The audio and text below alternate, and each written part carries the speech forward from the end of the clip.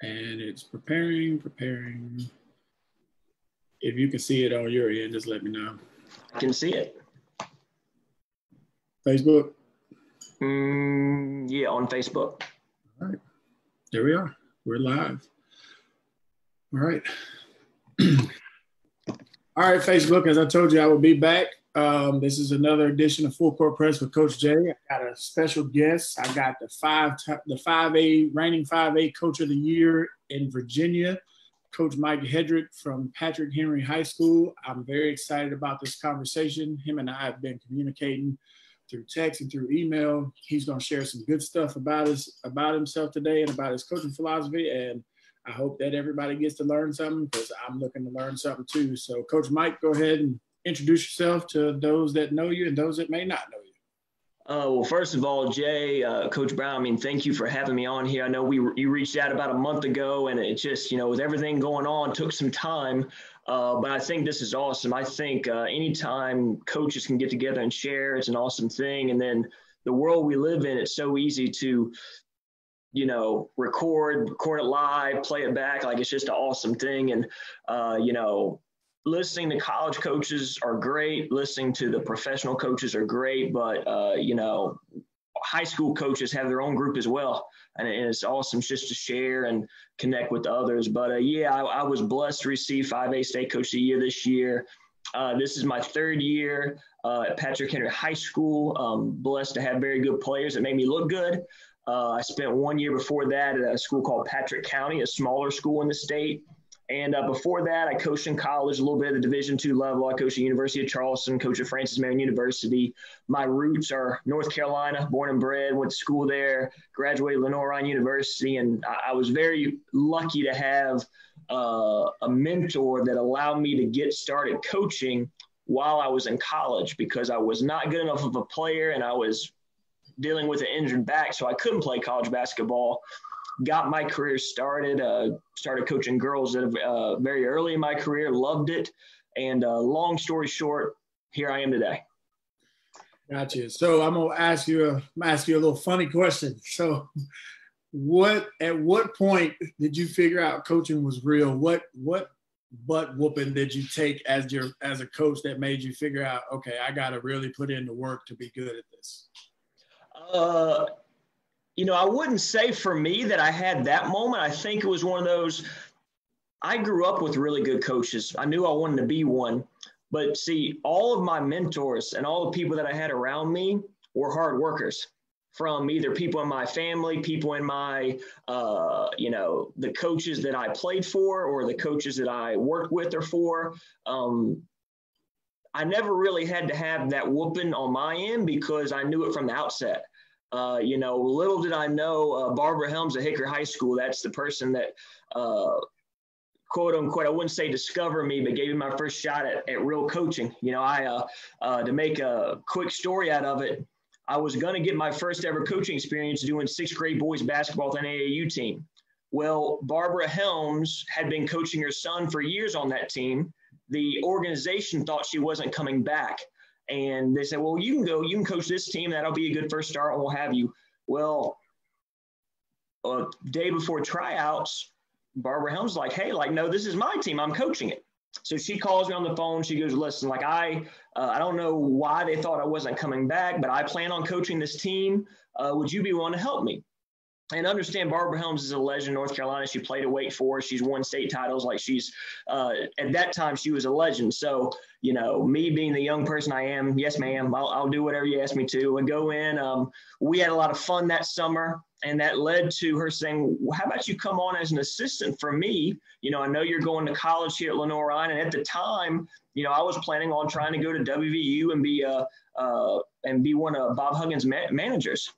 But I ended up pivoting, and like we do so often in life, and I said, you know what, I'm going to stay home. I'm going to go to Lenoir-Rhyne University. I'm going to coach with Barbara Helms. And that just led to a phenomenal 4 years of learning how to coach from somebody that I just think, she's one of my best friends today. She'll be going to my wedding in June. And luckily through her, I learned this is how you have to do it. So I can say whether it's a good or bad, I never had that butt whooping because I was always ahead of the curve. And I'm glad, nobody wants to get their butt kicked. So that was a good thing. All right. Well, you've told us something about your coaching journey and what made you get into coaching, and actually who's your biggest influence? Would you say that outside of Barbara Helms, who would be your mentors? Listen, like I had Gary Pruitt was such an outstanding coach that I had growing up in middle school. And he's somebody that contacts me all the time now via text. I went to school with his daughter. We have a good relationship. But whenever I got into college coaching, a man named Jay Sparks, who was National Coach of the Year at one time at Columbus State, Division II in Georgia. He started the program there. He's in the Hall of Fame, former athletic director. He got the job at Francis Marion and hired me as his assistant. I went from Barbara Helms, who taught me so much while at the same time allowed me to do so much. So I wasn't just keeping stats, like I was really coaching. I was really doing evaluations, doing scouting reports, to Jay Sparks, who did the exact same thing. And Jay was just, Jay and I would have conversations in the office for 3 or 4 hours, just about basketball, about recruiting, about life, about what it all means, how you put it all together. So I've been very fortunate that I can't just name one or two. I can go Gary Pruitt, Barbara Helm, Jay Sparks, who gave me my first job, Adam Collins, who gave me my job at University of Charleston, who honestly, him and I butted heads when I worked for him because I was this young coach who had all these people before me that let me do all these things. And here's this other coach who's very successful, and he's not used to assistants doing stuff. And I'm this new guy, and we don't have a relationship, and we bumped heads. And the funny thing is I spent a year with him and ended up going back to the high school level after that. I talk to him every week. We're really close friends now. It's just amazing how we develop. And I'll be the first to tell you that at my point in my life, I wasn't mature enough for that job with him. And he'll tell you at that point in his life, he wasn't ready to have someone that eager and that willing and that knowledgeable to do it. So I've had all those journeys. And then just, as I've got into high school coaching, it's really important that you try to have a community of like-minded people. Who you put yourself around is important. And I'm very blessed to have some great relationships in North Carolina with Melvin Heggie and Kenny Carter, just name a few, in Virginia.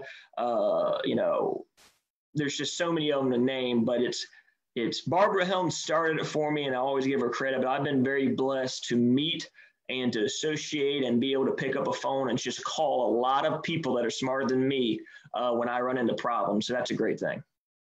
Gotcha. So, you tell me about your journey at Patrick County High School, right? And then now you're at Patrick Henry. So tell me about how you got to Patrick County a little bit, then tell me about your experience there, and then talk about what transition and what transpired for you to leave there to come to Patrick Henry. Yeah, I spent only 1 year at Patrick County, and it wasn't anything negative about that. It was I went there with the best intentions of staying and building, and it's just different things happen in life. You meet different people, different things come up, and when the season ended, we had a really good one. Won more games at Patrick County than they had in the previous years for a long, long time, had a successful season. That ended up leading to me getting a call about the Patrick Henry job. And at that time, Patrick Henry had won 11 games in the past 4 years. Nobody really wanted the job. I didn't want the job at first, to be honest with you. But I ended up talking to the athletic director. I ended up coming on campus just to check it out. And we have phenomenal facilities, is not even putting good enough word for. Colleges probably wish in some cases they had the gym that we do, and our campus is big. We're in Roanoke's a great city. We have a good student population, very diverse. We have all kinds of different people. So it was a unique journey going from college to Patrick County. Patrick County is a very rural area. Then to going to where I'm at now, Roanoke, which is inner city. But I appreciate the relationships I had there at Patrick County. I appreciate, and that was my first year coaching high school basketball as a head coach. So anybody will tell you that first year of doing anything, the amount of mistakes you make are endless, like just endless, the amount of mistakes you make the first year. And that's everybody. You got to learn through those and move on. But I was lucky, I still associate and talk to some of those girls and some of the people at Patrick County. It was a great place. And it springboarded me to what we've done at Patrick Henry. I learned a lot from that experience at PC. So speaking of Patrick Henry, how did you come in? What was your first thought process of trying to rebuild that culture, build a winning attitude, and to help that team develop that you're not losers, you are winners? Honestly, my first thought was I would just like to get people in the gym working out, because anytime you take over a program that struggled, you're going to have participation issues. The summer program is usually non-existent, in either the commitment from the kids or the availability or some type of standard for what was held. That was my first thought. I spent a lot of that early summer because I got the job in May. I moved down in June, and we kind of started, calling people that played last year, trying to get people in the community. Like, who should I have play? Like, we were really knocking on the doors for people, trying to get players to play. I actually took a kid that had not played in 2 years that was a rising senior, and I texted her and got her number from somebody that was like, listen, I want you to come out and try to play. Lucky for us, she did. And she was probably our best player that year.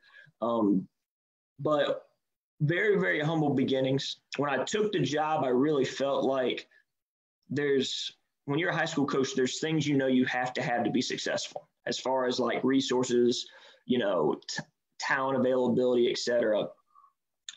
I thought it was there at PH from the very beginning. And, a lot of the newspaper guys come back to it. My very first interview, I said this was a hidden gem in Virginia. And it's made me look like I'm actually smarter than I am because of all we've been doing when I said that. So I'm glad it ended up working out that way. But very humble beginnings. And I remember sitting at the pool because I was living in an apartment near downtown, and I was sitting at the pool all summer long, reading books, just thinking, then going to practice. I didn't know anybody in town, so there's nothing to do. And it kind of got me really focused on the culture piece.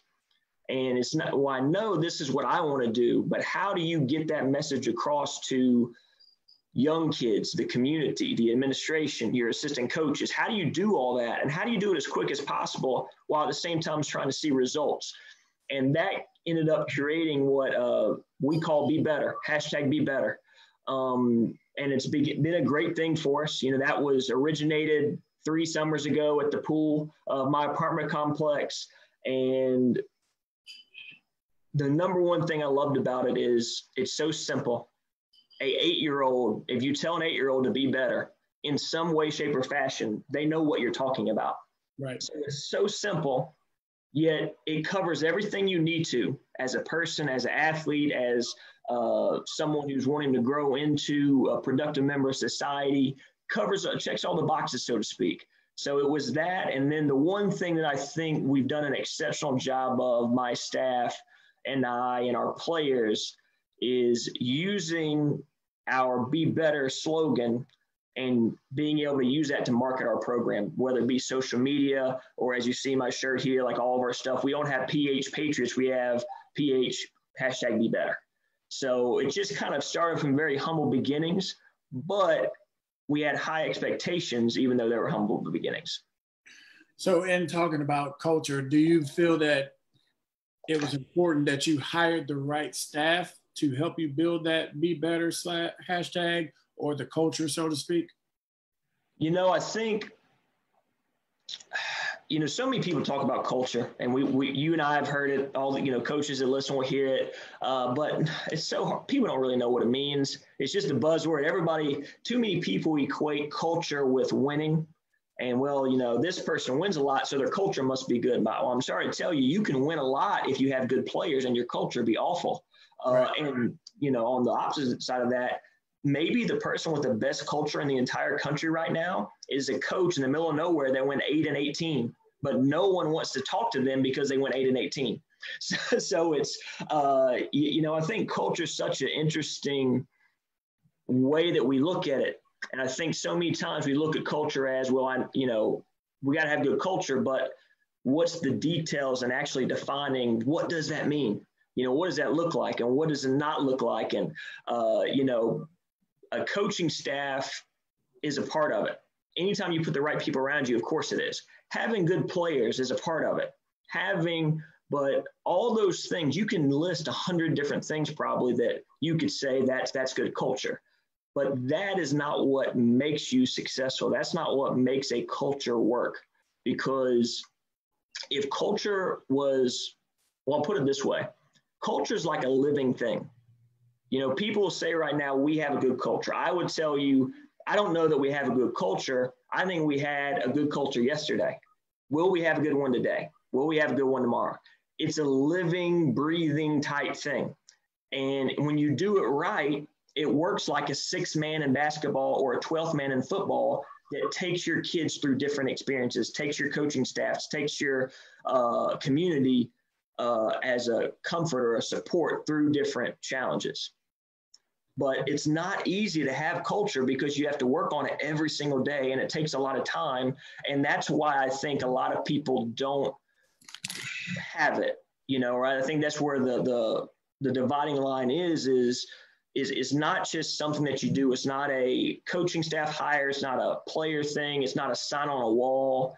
It's a organic, living, changing thing all the time. And it takes a lot of work to have it. But to answer your question, yes, we have really good coaches, and we've changed that over the years. And my coaching staff this past year was phenomenal. And they all want to come back, which is a great thing.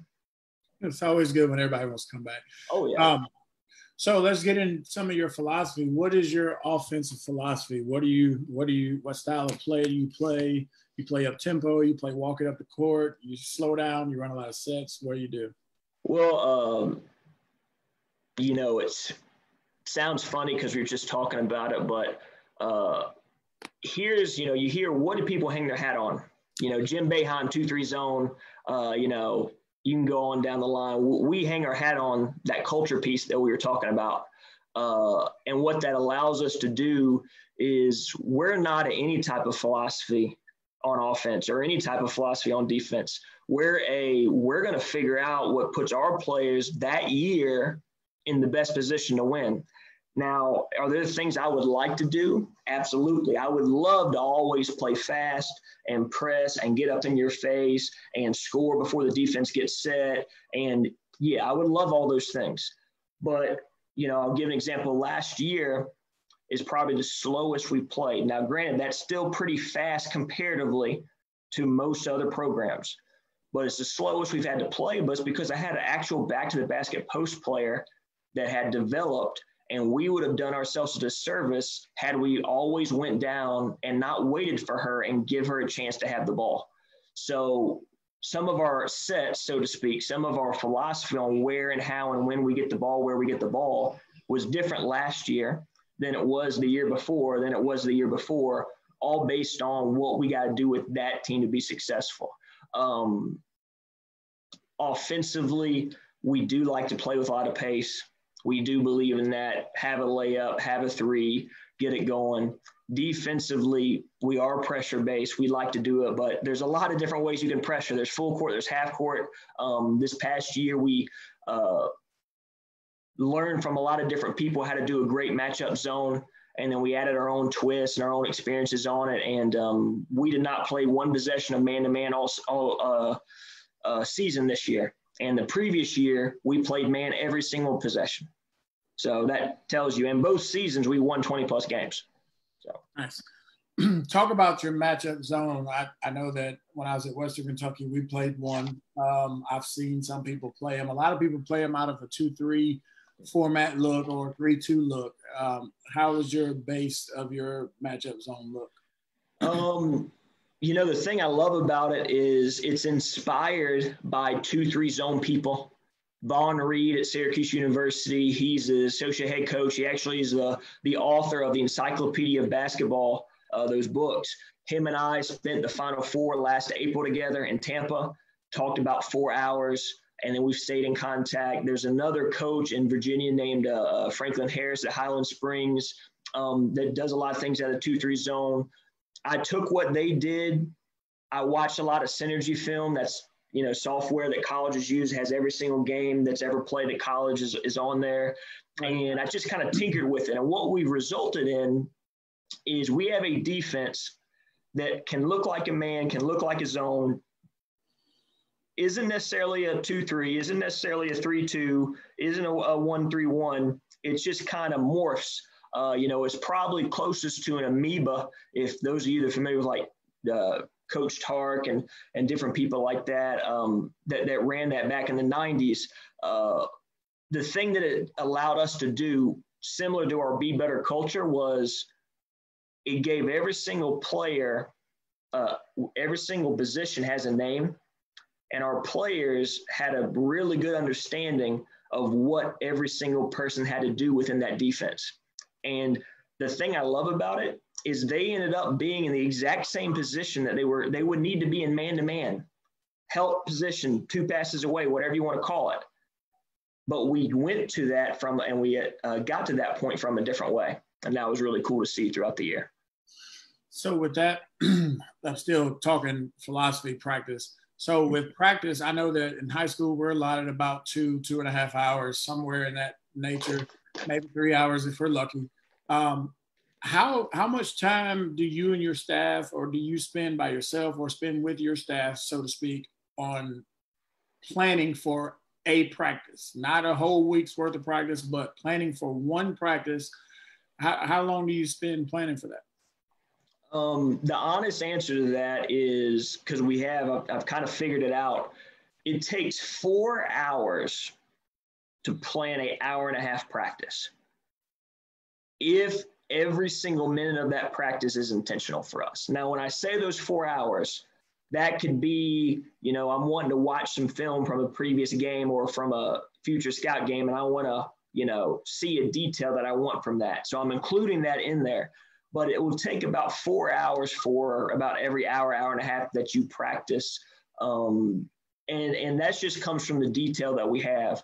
Early on, we go for about 2 hours. That tailors off like everyone does. The one thing I've learned is less is more. We actually get more out of an 1.5 hour practice than we do a 2-hour practice.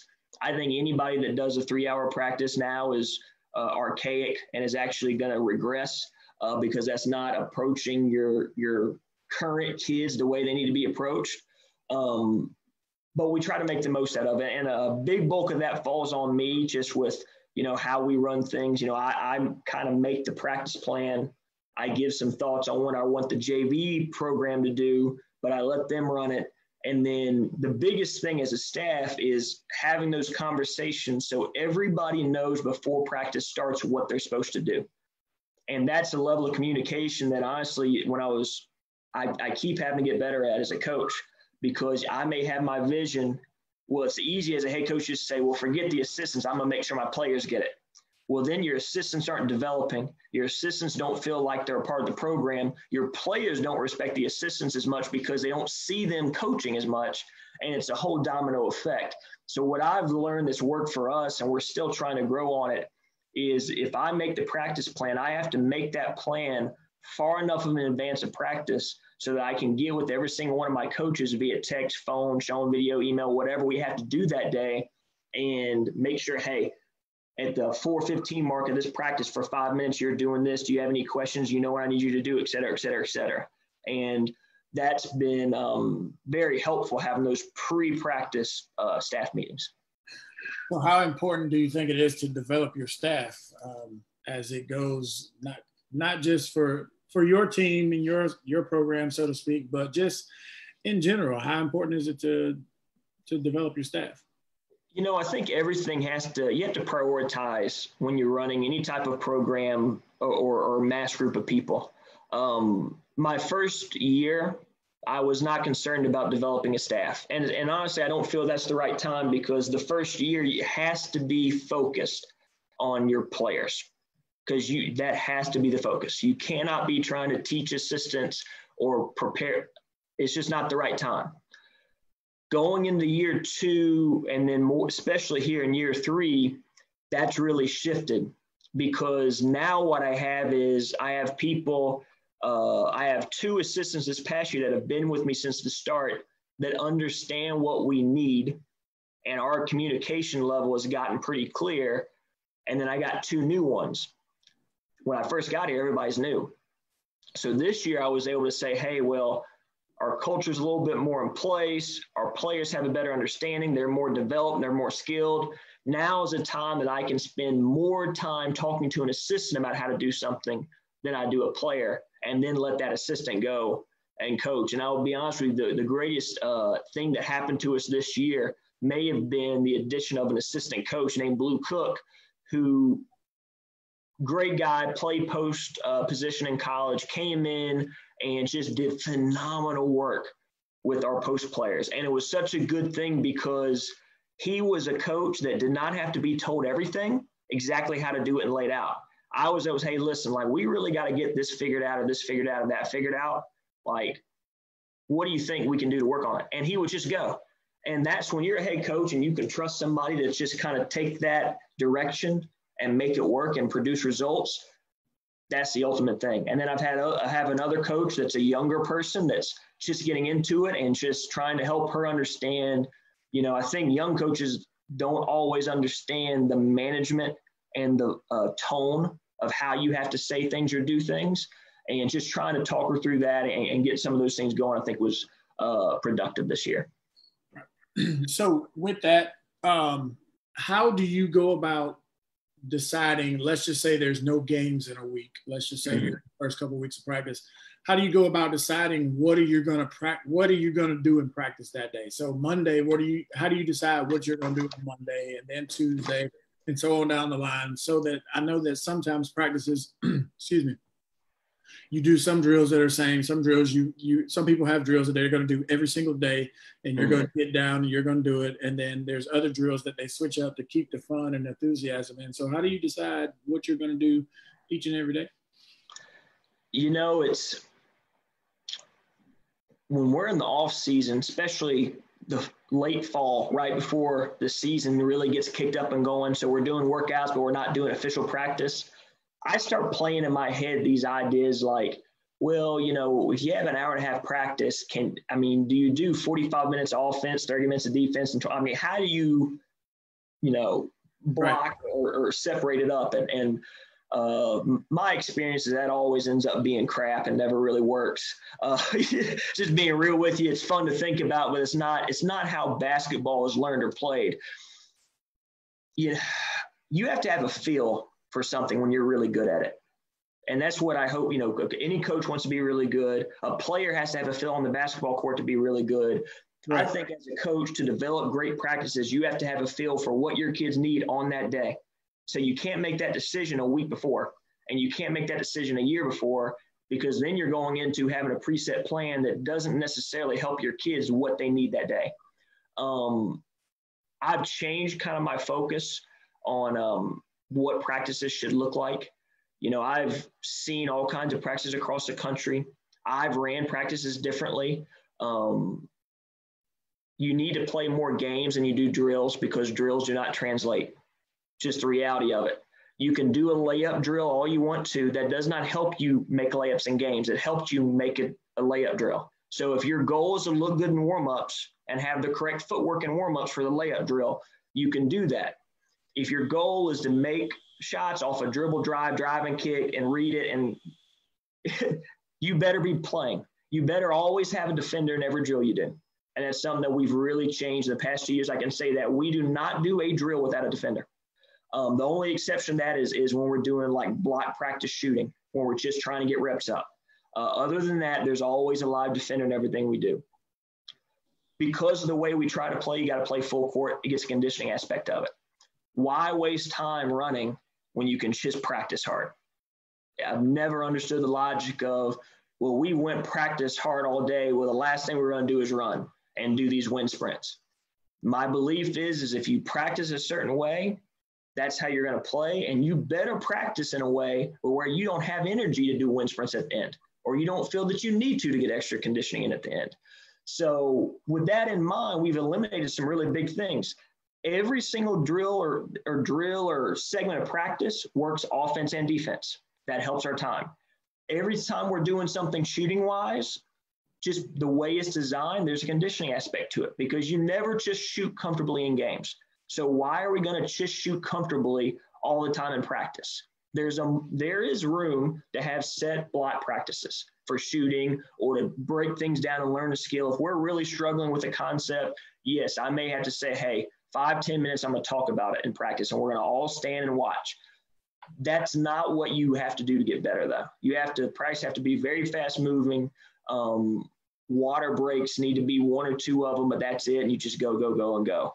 So we've really flipped to being as intentional as possible, making our practice exactly like a game as much as possible. And I want the practices to be harder because we go longer, but I want the concepts and the training to be exactly what you have to do to be successful in a game. Gotcha. So in your late fall, if you get to do individual workouts, like the 4-man workouts that they used to do back in the day in college, how important are those 4-man workouts to what you're going to do as the season approaches? Well, to understand Virginia high school rules, all right, there's basically 3 weeks out of the year to where you have dead periods. You have one in July, you have one whenever fall sports happen, and then you have one whenever spring sports happen. Outside of that, it's fair game. It's a practice. There's no 4-man, there's no restrictions, none. You can play in a fall league, you can play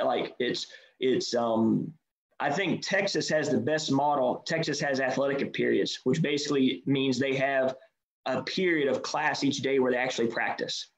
That's the perfect model. I think Virginia has maybe the second best model in we don't restrict those things for no reason. You know what I mean? Or at least I feel that way. Now, one of the negatives is, you worry about kids playing multiple sports and being pressured by coaches in the offseason to do too much. Those concerns are valid. But just from a running a program standpoint, I love the freedom it gives.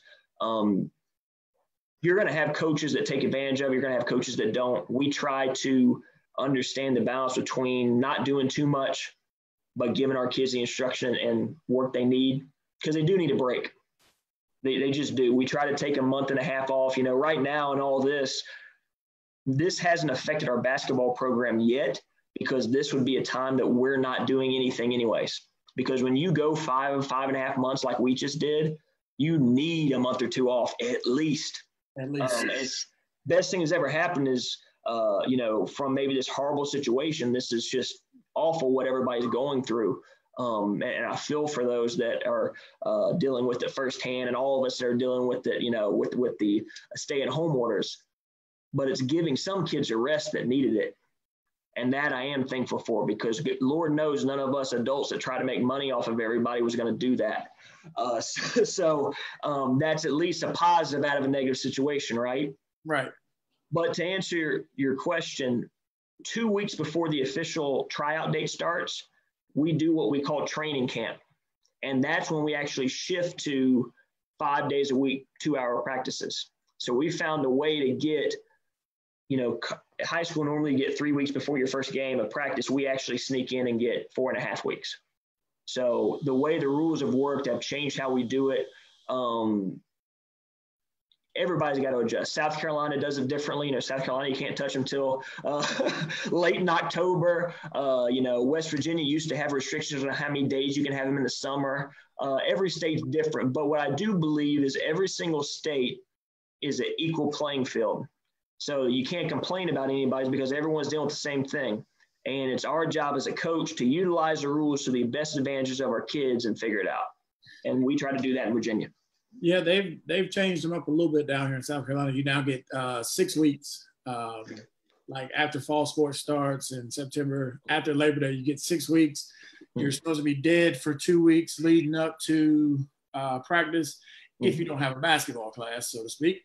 And then, your full game 1st of November. Yeah. With that, I've been thinking, so here's a topic I want to discuss, and it's kind of not on my list, but you're a high school coach, so am I. So 8 states currently now have shot clocks in high school basketball. Do you think that it is important that high school puts a shot clock in high school basketball? And with that being said, let me tell you why I think yes, and then you tell me yours.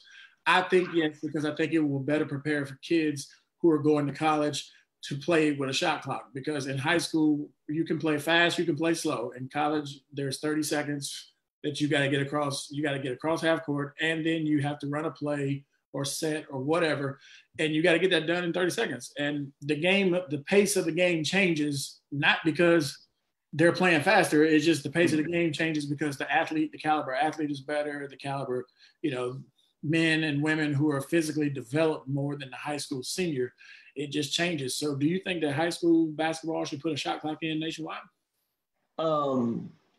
It's such a loaded question and people don't realize it, right? I mean, it sounds like such a simple yes or no, right. But, when you really think about it in all of its facets, and there's pros and cons going both ways. And I think about, late in January, February, you start seeing all these social media posts of like one team holding the ball for 3 minutes.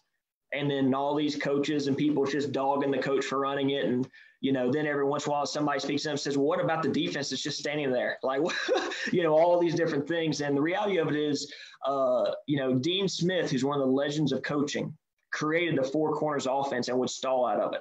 He's one of the brightest minds of the game. And he did that because he took advantage of the rules as they are.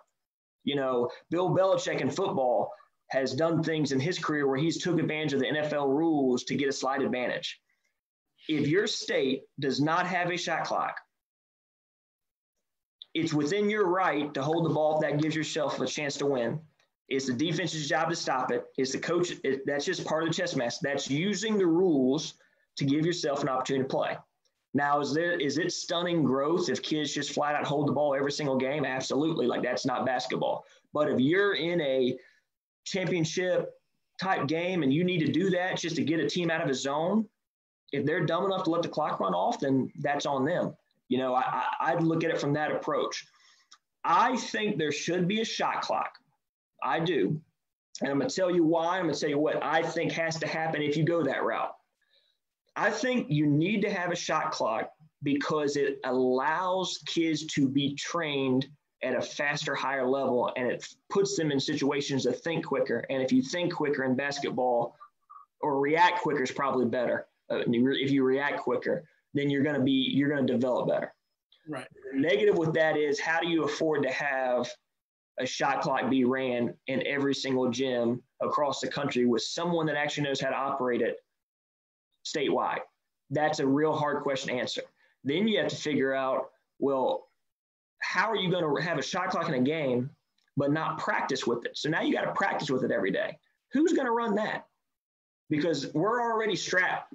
Some of us have 5-6 managers. We're not a Division I college as giving a full scholarship to a manager. It's hard to get a high school kid or somebody to come in and do a shot clock. It just is. So those are all things that logistically make it hard, which I understand. But I do think there should be one for the reason I mentioned, because I think it will help the kids develop. But the caveat to it all is, if we do that and we went, not National Federation of High School, every sport had it, there needs to be an understanding that is really going to have some scores be balloon in the win margin. That's not going to be an equalizer. That's not going to be a thing. What you're going to see is you are going to see more teams lose by 70, 80, 90 points than you ever have.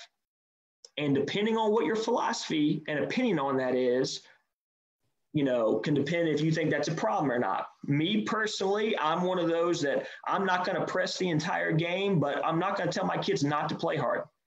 And if I take all of my subs out and you start pressing with your starters against my back people, I will take my people and put my starters back in and start pressing you again. I'm just one of those type of things. We're not going to stop playing hard. So if you force us to have to score the ball and you force that tempo and train everybody to play fast, you're going to create – it's not going to be parity. You're still going to have the haves and has-nots, and those scores are going to get crazy. And do you want that in a high school setting with sportsmanship and all that? And that's the thing, that if everybody's saying that's okay, great. But don't have a shot clock and then be upset because your team lost by 70 and it's that other coach's fault. It's not their fault. That's my piece with it. And that's sorry to go on that rant, but that's how I feel with it. Oh, no, I agree with you on that, because that team that may be 20, 30 points better is now going to be 40, 50, 60 points better, because now, whereas right now you can hold the ball. You put a shot clock in, they were discussing it down here to put a 40-second shot clock in. That's an eternity to shoot, but you think about how many 40-second possessions you can get, or if a team is pressing, how many 40-second possessions they can get there, because for one, I'm trying to shoot it within the first 12 seconds anyway. So, and then I'm trying to get it back in 12 seconds. So I agree. I mean, I'm also one of those coaches that I'll take that whooping on the backside, but I agree with you also. So with that being said, you said that you would take your starters out and put your subs in, and they start pressing with their starters. You put your starters back in. I agree with that. But what do you say to that coach who you have player number 11, 12, 13, 14, 15 in, and let's just say, for sake of argument, they're 8th and 9th graders and they're good enough to play varsity. They're better than middle school and maybe JV, but they're good enough to play varsity, but they're not good enough to make your everyday rotation, every game rotation, but they're going to get a lot of minutes because you win big games. What do you say to that coach who's like, why are you still pressing and you're up 20 or whatever? Because, some coaches still do that, and they may have 11, 12, 13, 14, 15 in. Yeah, I mean, and I'm not gonna, there's been situations where I've pressed or worked on things that I need to for our season. So what I've told people, and we've all been on different sides of it. I've been blown out of games before as a coach and as a player. I've been on the end where we have blown out people as a player and as a coach. It's unavoidable in some cases. Some cases it is avoidable. I actually had it happen this year to me, and my response to it has been, I'm trying to prepare my team for March. And our kids are trained to try to play as hard as they can. We can't pick and choose and say, we'll only do that when the game's close, but not do it when you're up by 15 or 20. That's sending a wrong and a dangerous message to that athlete. So they have to play hard, and we have to work on certain things.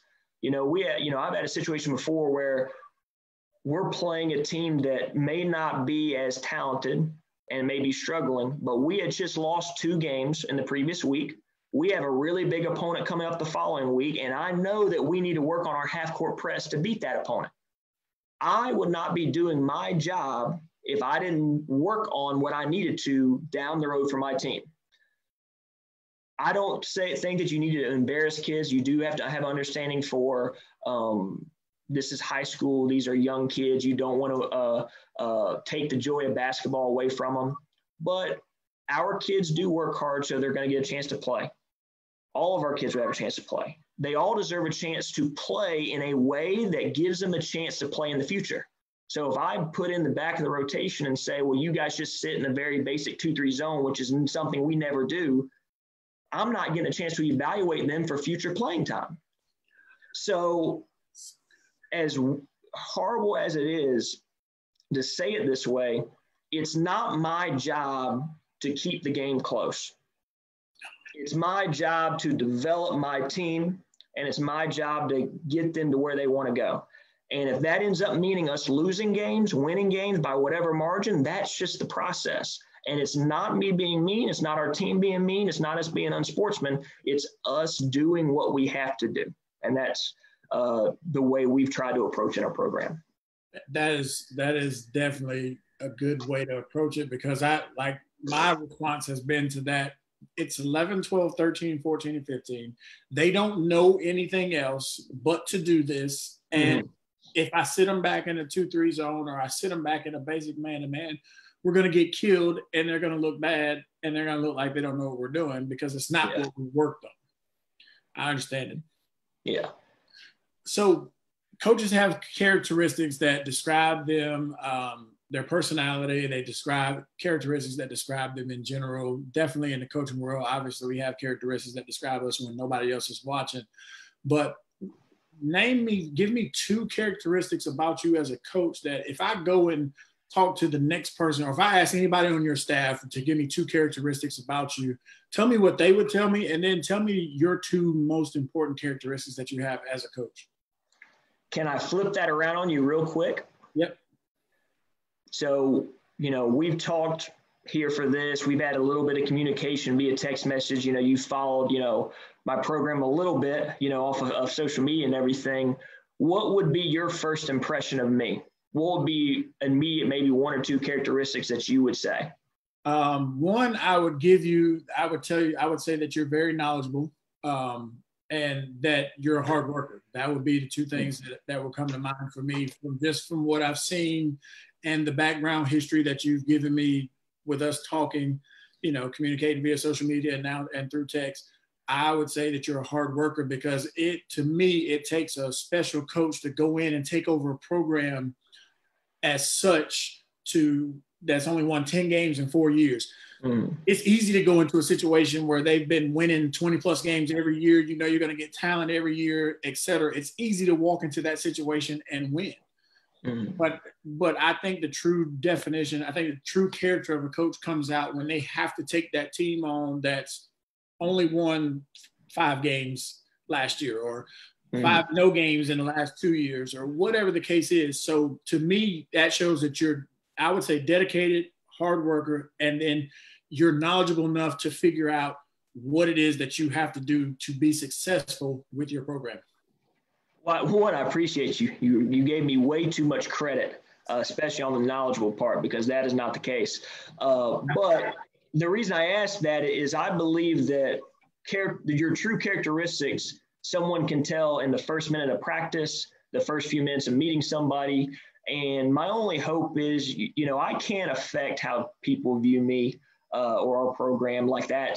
Some of it's in your control, some of it's not. My hope is that people understand that I really care and I love what I do.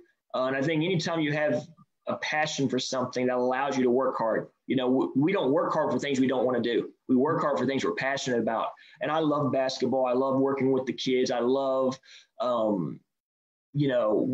everybody loves winning, having success. Winning and success is a lot of different things. You can quantify and say, it's us winning 20 games, it's us winning championships, it's getting Coach of the Year awards, it's getting whatever. No, it's all different. I'll be honest with you. The most proud I've ever been of a win was the very first win in our since when I was at PH. The very first game of the year, we won the first game. Had we not won that game, I don't know that the next 3 years go the way they did. It was just one of those first game of the year. We've been doing all of this. Had we have lost that game, what would have happened? That was more important to me than all the other wins. I've received Coach of the Year awards before. Our players have received awards before.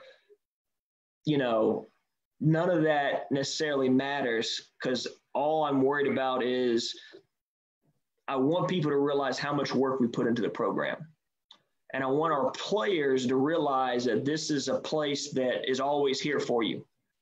Our seniors, all this COVID-19 stuff happened. Our coaching staff worked really, really hard to get 2 of our seniors their scholarship offers and their opportunities to play in college. One of them had already gotten it, so we had 2 left. So we've been really focused on that. The work that's been put behind the scenes is phenomenal by the players and by my assistant coaches. So I would love it if people look back and said, man, he's just such a hard worker. What a great compliment. If they said our teams play so hard, man, what a great compliment. I try to be energetic. I try to be passionate. I try to do the best I can to be the best I can. And that, again, just fits in with the Be Better philosophy. It's oftentimes said that teams take on the identity of a coach. Mm-hmm. Would you say that your team takes on your identity, or better yet, what is the identity of your team, you would say? Besides, I get the Be Better part, because I know that's what you thrive on. But if you had to step away from the Be Better for just sake of conversation, what would be the identity of your team? You mentioned a thing of the team taking on the coach's identity. I think it worked both ways there. You know, the thing I love about Patrick Henry and my girls that I've had is they let me be me. I don't have to worry about sugarcoating it. I don't have to worry about being politically correct all the time with my girls. I'm able to be me. And yeah, I think that they take their identity from me. And I do think I shaped them in ways. And honestly, they do the exact same for me. One of the things that we talk about often is you cannot wait for something good to happen for you to become confident in yourself that you can do good things. Right. And that is something that's really a big part of what I try to get our coaching staff to embody and walk around and carry ourselves a certain way so it transpires to our players. And an outside person may think, man, they're cocky. I promise you, it's, at least from our end, it's not a cockiness. It's a confidence that comes from all the work we put in and the preparation that we have. So yeah, I've been very lucky that I have receptive kids that allow me to be me. I'm very lucky to have good relationships with players here. And, you know, some people you're going to be closer to in different ways. But I give my girls a lot of credit. In today's age, it's so easy to not listen to anybody. And our world tells you that's okay. And it's going to be all right. When in reality, the world's about you do have to, at some point, get help from others, learn from others, take heed from others. And we don't always like each other, my players and I. And I'm okay when they don't like me, you know, and vice versa. They're okay when I don't like them. But we feed off of each other. If I'm energetic, they're going to be energetic. If they're in a bad mood, I'm going to be in a bad mood, and vice versa. So we try to have this unwritten rule where, you know, it all comes back to our approach. We're all going to approach this the same way. So I have a question. Where do you see Patrick Henry? Let's go short term. I'm going to say in the next 3 years, where do you see yourself and Patrick Henry? Wow, you said short term. Like, that's a pretty long time. I'm just trying to get to Friday, man. That's I don't know if I'd agree with that assessment short term, but you know, in this, it's hard for me to quantify that and say exactly what I want us to be. I would tell you where we are right now, I would have thought would take 6 or 7 years or 5 to 6 years. So we're ahead of probably what I initially thought, which probably tells you that I'm the bogus and worst person to ask. What we're going to do is we're going to focus on the process, the be better. You know, we're just going to keep on doing that. And I think if you can get lost in trying to think too far down the road, well, this is where we want to be. Well, of course, everybody wants to win a state title. Like, that's not unusual. Every single program wants that. So having that as your makes no sense. That doesn't give you any advantage. We're trying to find ways to focus on what we have to do today to have that advantage. So I honestly can't tell you where we're going to be in 3 years. Right now, my focus is on how am I going to create our quote unquote spring off-season workouts with all this COVID stuff going on? How am I going to get my 2022 guard who's all state in the Division I college opportunities that she wants if they don't have AAU, because that AAU season not happening is really going to hurt 2022s. So those are the things I'm worried about. And my belief and my trust is if we do those things and we keep on with the plan that we have, we'll be exactly where we're supposed to be in 3 years. And if that means we've won 3 straight state titles, which is what I would love to have happen, awesome. If that means we're still working towards it, awesome. All I can tell you is I just want us to be a much improved version in the future than what we are right now. Right. Well, I'm gonna ask this, and this is this is always usually gets the juices burning a little bit. Mm-hmm. What is your favorite offensive set or favorite offense to run, or your go-to offense that when you know you need a basket outside of an individual player and you got to run maybe your best player, your leading scorer sitting on the bench, but you know you got to have a basket coming out of a timeout to change the momentum, or you know you got to have a basket to whatever the case may be, but you know you got to get a basket. What are you going to run? What set? I don't necessarily have a specific set because obviously our players year to year will change who I'm going to get, but I have a concept that I try to do. All right. I want to have my best player, and I don't mean best shooter, my best player, the basketball on the elbow with space. And I say it that way instead of a set because depending on who the other 4 people on the court are, where those other people got to go is different, because I can give a set. And the problem I think that happens, at least from when I was young and coaching, I would look at set plays and look at all these X's and O's and be like, this is what I got to do. This is a great play. It worked for Brad Stevens or whatever. Well, if I don't have the same kids that Brad Stevens does, it looks pretty stupid. It's just how it is. If you can get your best player the ball in the elbow with any type of space, and what that usually means is there's got to be nobody on the low block or short corner or one on the weak side. It's almost impossible in the rules of basketball to stop that person from getting a good shot attempt without fouling. The rules of basketball at any level, you cannot stop someone who catches the ball in the elbow from either taking a shot or putting it on the floor once and getting to the hole. You can't do it. So I'm going to live with my best player having the ball in a pretty good distance from the bucket. And if they are someone that can post up, they can dribble and do a post up. If there's somebody that likes to face, they have space to do that from the elbow. So in general, I do that.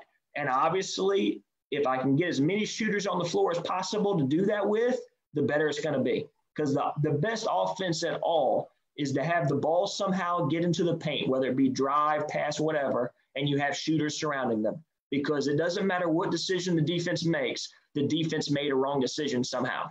You can either kick out to a 3, you're going to have to drive, something. So I don't know if that's exactly what you wanted, but yet, like, my thinking of it is I'm not a huge person that just says this is said, this said, whatever. Like, it really changes. So I don't have favorite ones. I will say this past team I had this last year, I had a 6'1" girl that's pretty gosh darn good as a guard, and I had a back-to-the-basket post player. So what we really liked doing was we really liked on the when you're coming down the court, the right side, we put 2 players stacked on the low block. The post player would be first, and that 6'1" guard would be behind. I would put everybody else on the weak side, being the point guard is on the ball side slot, another guard on the weak side slot, and then another guard on the weak side wing. Okay, so now I got 5 people. There's no one on the low block, and I got the 2 people in the stack. You turn and screen. The post player screens for that 6'1" guard. They can curl it, which happens a lot, gives you a wide open layup. They can cut all the way out. The point guard can dribble to the wing, and that screen be like a straight zipper cut up to the slot, and you can catch it that way. All reads. The ball gets into the 6'1" guard. She has the high-low at any angle for the big if they front. If they go behind, we throw it right in. But what we also have is usually end up with space about 15 feet from the goal where she catches it, or maybe the three-point line if she goes that far out. My best player having the basketball with space. But we were able to do that and honestly get a lot of points off of it. It's amazing how often you just curl that stacked screen on a block and you catch the ball in the middle of the paint. And for me, having a 6'1" guard catching the ball in the middle of the paint, it's a matchup problem for a lot of people. I never thought so. Here I am again. 4th segment of this. I've learned something again. Put your best player in space at about 15 feet, and it's going to be impossible to pretty much stop that player without them scoring and getting fouled, or without at least getting fouled, or creating for your other players and getting a great shot.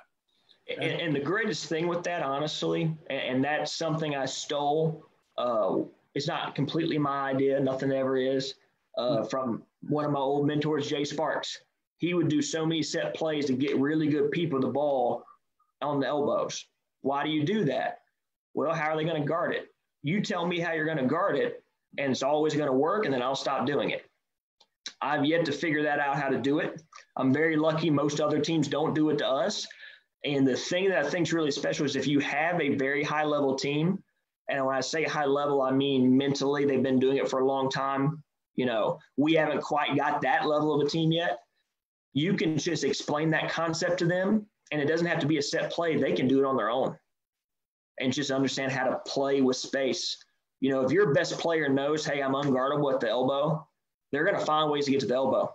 And if your other players know that and understand how to keep space, that's basketball, and you don't have to call a play. Mike Neighbors, I listened to him on an interview last week. I don't know if this is true or not, but because he said it, I'm going to trust it. He said research has been done. When you call a play from the sideline and you get your best player, your point guard's attention, it's going to take them 6 to 7 seconds to truly get re-engaged back to the basketball game fully. That's your best, most engaged player. Your least, it's going to take 25 to 30 seconds. So that science would tell you if you are in a big moment of the game, stopping it, getting everybody's attention to call something, you're actually losing some engagement. So I understand there's a reason for it, and we all have to do it at certain times. But there's a lot to be said for training your people in a way to where they can make the decisions on the court without you having to call it. So, well, you said you had 3 seniors assigned. I'm going to ask you where they signed. Obviously, I saw 2 of them. I didn't see the third one. Let the world know where they signed. And then how far did y'all make it? And how do y'all's playoffs work in Virginia? Down here in South Carolina, it's after you finish the region, you get into playoffs, you lose, you're out. Right. Well, from the recruiting standpoint, 3 of our 4 seniors are playing college ball this year. Monasia Wright is committed to Virginia State University. That's a Division II school, CIAA conference, which is a great league, a lot of history there. And she got an opportunity to earn some money to play basketball and continue to do what she loves, which is awesome. We have another girl, Mahogany Gunn, who we're actually announcing later today. She's committing to Averett University, which is Division III, which is a really good fit for her from proximity to home. And they loved her early. She's just been, it's one of those things where she's been committed for a while, but we're just finally announcing it. And then finally, Tiara Thomas is a great young girl who transferred to us 2 years ago, has really changed in a lot of ways. And she is going to go play a Division I junior college basketball for Heather Macy at Spartanburg Methodist College, so out in your neck of the woods, actually. And we've had 8 graduates now at PH. 8 people have now been seniors. You include this class. 4 of them are playing college. And one of our goals, and I know I shared my philosophy with you, is we want to make better people. We want to win games and championships, but we want people to have a chance to go play in college if that's what they want. The national average is 4% of girls basketball high school players play in college, 50% of players at Patrick Henry play in college. And that's a real important stat for us because that speaks to the level of work our girls put in, but also speaks to the development that our staff is putting in to get those kids at that level and to get them seen. And uniquely, none of those 4 play AAU. As weird as that sounds, that's something you've never heard of. None of them, and when I say don't play AAU, I mean they're not on a amazing team that's traveling the country at all these exposure events. They maybe have went to 1 in 2 years or did not play at all.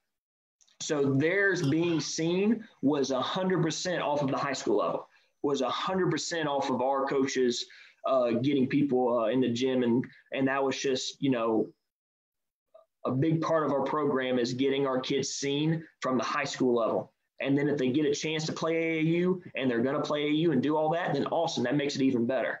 Just so happens in those 4, they could not for many different reasons. And we were fortunate to be able to find homes for them and fortunate that they get to live out their dreams in spite of going against convention and not doing AAU, which, as you know, is just, look on your face when I said that. That doesn't happen often. No. But we were very lucky that when we do fall workouts, we normally have college coaches in the gym every week. We had 30 games this year, and I think probably 15 of them had college coaches at it for people, watching whether it be D1, whatever level. So we are lucky to be one of those programs that can get you seen to some level, so we try to take pride in that. And then what was the second part of your question? Because I apologize. Oh, no. How far did you get and then in the playoffs? And how do y'all's playoffs work? Do y'all have a region tournament, sectionals, and then the playoffs? Or So in Virginia, conferences are called districts, okay? So if you see somebody wins a district championship, that means they won their conference. So we won our district tournament championship. Playoffs started. Playoffs in Virginia, the state is split into 4 quadrants, region A, B, C, or D. So your first few rounds are your region. So what you do is you play 2 games. You win those 2 games, you're in the region championship. That means you are in the final 8 teams in the entire state if you're in the regional championship. 4 regions, 2 people playing for a championship. You play a region title game. The winner goes to the state tournament and hosts a game. The loser goes to the state tournament and has to travel. Does that make sense? Right. So that's, you get to that game, it's kind of one of those weird ones, like even if you lose, you keep on playing. That's the thing I hate about it. Because if you lose that game and then you lose the first game of the state tournament or the Elite 8, you've now lost 2 in a row to end your season. And that's, a really hard thing to swallow.